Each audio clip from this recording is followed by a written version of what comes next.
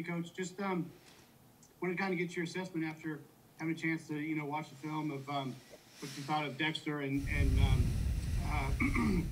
Brendan on Saturday in the game. Yeah, I think two guys getting their first reps of real football versus a really good defense. I thought, Brendan went in, and I mean this in the most loving way possible.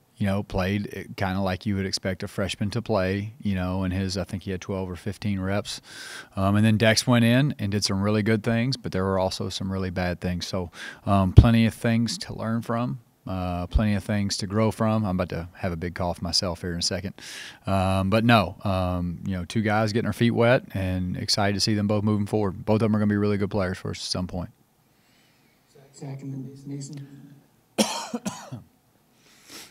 I guess asking about Dexter in particular, because we did talk to you about him. You brought him up some in the preseason, kind of early in the season.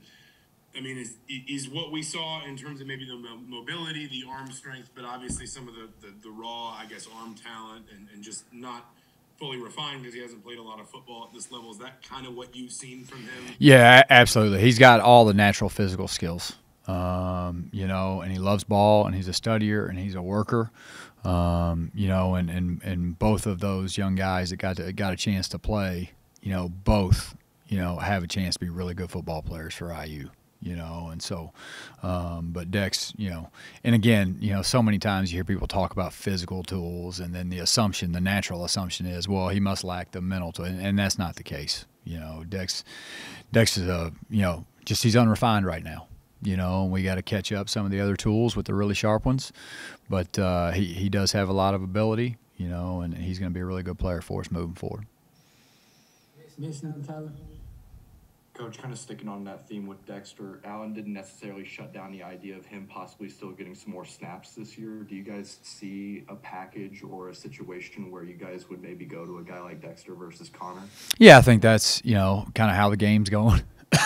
And what opportunities present themselves, with what we're getting from the defense. Go ahead, Tyler. Hey, Coach. I hope you're doing well. Just continuing on Dexter, Tom Allen had just talked about how he's someone that's really liked throughout the team, and a high character guy. I guess what have you seen out of him in that regard? Would you agree with that assessment? How would you just kind of describe him intangibly? Yeah, no, I mean, I think, Coach Allen hit it right on the head. He's a guy that everybody loves because, number one, he's been here and he's been through difficult times while being here. He's had injuries, he's had setbacks. And I think anybody that has shared adversity with others, there's a natural level of trust that you build, and then just the type of kid he is. I mean, he's easy to be around. He's a joy to coach. I think the combination of having been through tough times with the guys and the fact of what type of human being he is, I think that leads to, a lot of people on the team having trust in him, and believing in him. Did you say me? Okay. Yeah. I'm wondering, I guess play calling wise, I know there's only so much you can say, but I guess did that aspect of things change, when Jack went out and Brendan and Dexter went in, and also with the score where it was? Yeah, absolutely. I mean, when you've got two young guys, and knowing that they, from a limited repetition standpoint and a limited amount of playing experience, yeah, that severely limits what you can do. But, as those guys continue to be in the mix, the more they get an opportunity, the more they'll practice, the more they'll play, and the better they'll be. Jimmy, then back to Zach.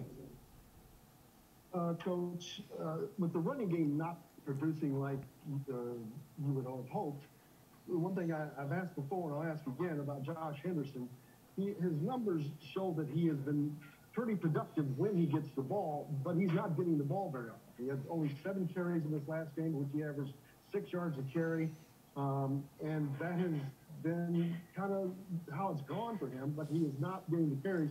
And before we've been told that that's something that's going to be looked at. Why is he not getting the ball more? Well, I'll say this. You know what we were on third down? We were 4 of 15. We had 7 3-and-outs. That's going to preclude a lot of touches, especially when you're doing everything you can to make sure that you're protecting those guys.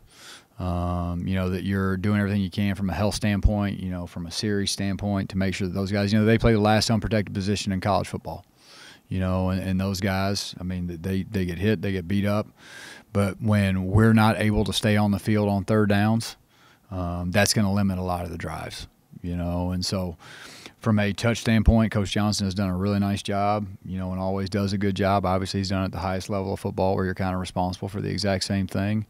And I've got to be better about making sure that if he does, lose a series because of whatever it may be, that we make sure that we're getting him the touches that he needs, because he has been incredibly productive. I think he's also our second or third leading receiver right now with Cam out. And it may be higher than that, but he has been very productive. I believe you're 100% correct on that. And we've got to continue to find ways to create touches for Josh, for Jalen, and for A.J. Barner as well. Zach? Walt, I was curious about Connor. I guess Tom, Coach Allen said he was in the booth on Saturday. He said that's something you guys have been doing with the QBs, but with him in particular, the guy that's gotten the bulk of the reps, he's as experienced as anybody you've had, I imagine, up there in the booth with you in a game. Just what was different, I guess? What do you think he saw differently from up there, and what did he contribute? I think the biggest thing is what you see is, especially as a quarterback, he's never had a chance to be up there. Connor's always been playing. He's never been a backup. He's never really had an opportunity to go to the press box, and while he was beat up pretty good and we were going to hold him to try to get him as healthy as we could. I think the first thing you realize when you go to the press box is just how much slower the game really is than it looks when you're playing it. And I think it's a great learning lesson for all those guys. And I think the other thing too is, especially, when we're on offense and we're calling plays and we're doing our deal, I think it's great repetition for those guys, driving their as they're supposed to go, reacting accordingly, making decisions in their own brain, also being responsible for, some really simple charting things. But I just think the overall experience of, even when our defense is on the field and he's hearing how our defense talks and he's hearing – you just start to learn another level of football, and you start to also understand, that there's levels to the mental game of football. I think you walked out of there being really impressed with, just recognition and how we certain times in the game, what's coming based on situation and personnel groups, and our guys on defense are calling out what's coming before it ever happens. I think it's a great learning experience, because you learn that there's levels to the mental game of football, and you also understand that the game is much slower than sometimes you think it is. And I think being in the press box and far away and separated from it kind of helps you realize that. Tyler Westman for that. Coach, I was just kind of curious, was that your idea to have Connor up in the press box, or was that something that he approached you about? No, anytime we ever have a quarterback that, in certain situations, whether they're injured, whether it's a young guy, that's, he's not going to dress. You always try to get those guys out there, because, again, it's a really valuable lesson. It's a really valuable tool for their learning.